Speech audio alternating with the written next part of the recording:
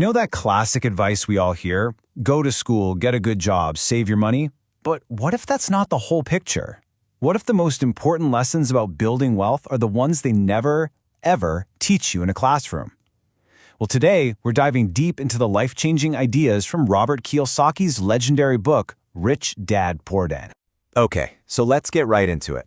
The whole book is built around the story of two very different father figures in the author's life. On one side, you've got his real dad, who he calls Poor Dad. This was a super educated guy with a safe government job, but he was always struggling with money. And on the other side, you have his best friend's father, Rich Dad. This guy was a school dropout, believe it or not, and he became one of the richest men in Hawaii. So that sets up this massive, fascinating question, right? How can two smart, hardworking men have such completely opposite financial lives? Well, the answer had nothing to do with their paycheck or how well they did in school. It was about a totally different kind of knowledge. And that, right there, is the secret. Our whole education system, it's designed to teach us how to be great employees, how to work for money. But it skips the most important part. It doesn't teach us how to make our money work hard for us. That financial education is what made all the difference between the two dads. This brings us to the absolute core of Rich Dad's entire philosophy. It really all starts with understanding one simple but incredibly powerful rule: knowing the difference between an asset and a liability. Now, according to Rich Dad, the definitions are super simple. Forget all the complicated financial jargon. An asset is just anything that puts money into your pocket. That's it. Think of it like a little machine that prints cash for you. And a liability? Well, it's the exact opposite. It's anything that takes money out of your pocket. It's like a hole that your cash just drains into. In or out. That is the entire game right there. And this one simple difference completely changes what people spend their money on. You see, the poor and middle class often spend their income on liabilities. Things like fancy cars, loans, stuff they think are assets, but are actually just draining their bank accounts. The rich, on the other hand, do the complete opposite. They use their money to buy real assets, investments, businesses, property that brings in rental income. They buy things that will make them even more money. So once you get that, it leads to this other huge shift in your mindset.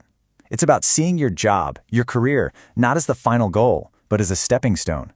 It's all about escaping that trap of just working for a paycheck for the next 40 years. Rich Dad's advice here was kind of radical. He'd say, don't work for money, work to learn.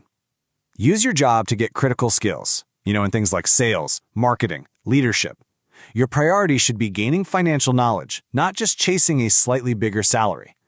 The goal isn't just to climb someone else's ladder, it's to learn how to build your own. And this all comes down to one powerful phrase: mind your own business. Now, this isn't about being nosy or anything like that. It means you need to focus, like a laser, on building your own asset column.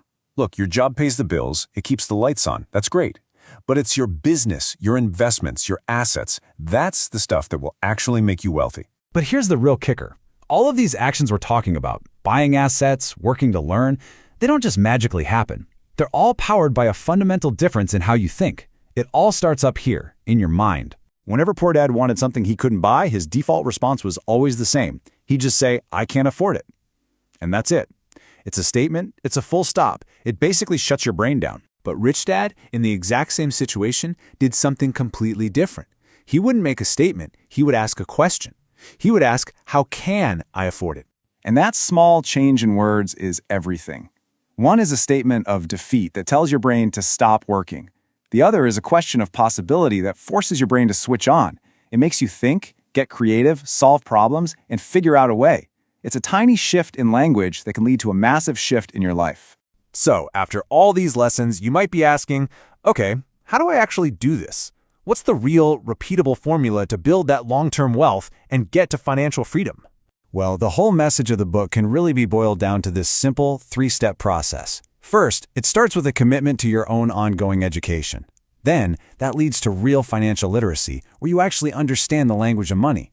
And finally, you take that knowledge and you apply it to the consistent action of building your assets. That right there is the path. So as we wrap this up, you start to realize that this story is not just about Kiyosaki's two dads. It's really about the two mindsets that are inside every single one of us. There's that voice that says, I can't. And then there's the other voice that asks, how can I? So the only real question left is, which one are you going to let write the next chapter of your story?